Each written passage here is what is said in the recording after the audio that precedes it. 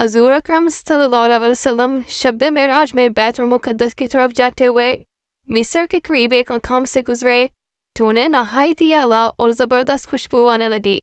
آپ صلی اللہ علیہ وسلم نے حضرت جبرائیل علیہ السلام سے پوچھا کہ یہ خوشبو کیسی ہے؟ جواب ملا کہ فرعون کی بیٹی کی باندی مشاہدہ اور اس کی اولاد کی خبر سے آ رہی ہے۔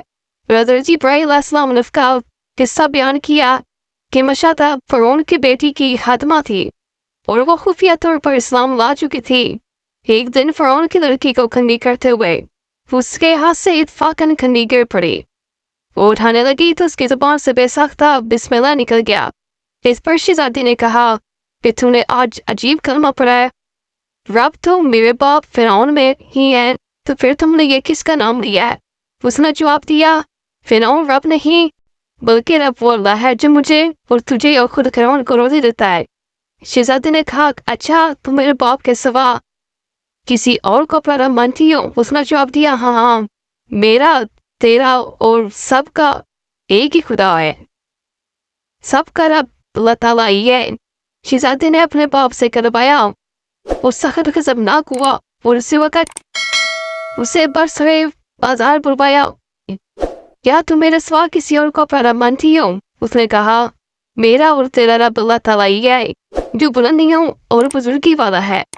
فرعون نے اسی وقت حکم دیا کہ تانبے کی جو گائے بنی ہوئی ہے اس کو خوب تپاؤ اور جب بالکل آگ جیسی ہو جائے تو اس کے بچوں کو ایک ایک کر کے اس میں ڈال دیا جائے، آخر میں خود اسے بھی اسی میں ڈال دیا جائے۔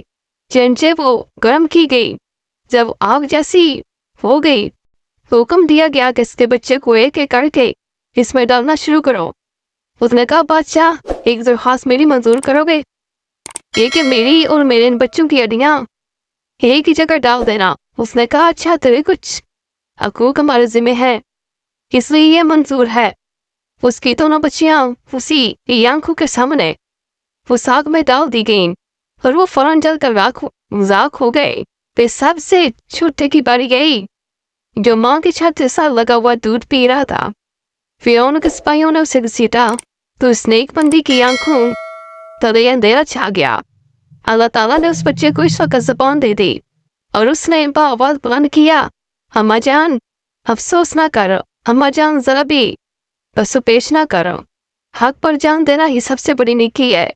چنانچہ انہیں صبر آ گیا کہ اس بچے کو بھی آگ میں ڈال دیا گیا اور آخر میں ان کی ماں کو بھی اس آگ میں جلا کر مار دیا۔ یہ خوشبو کی مہکیں اس کے جنتی مہر سے آ رہی ہیں۔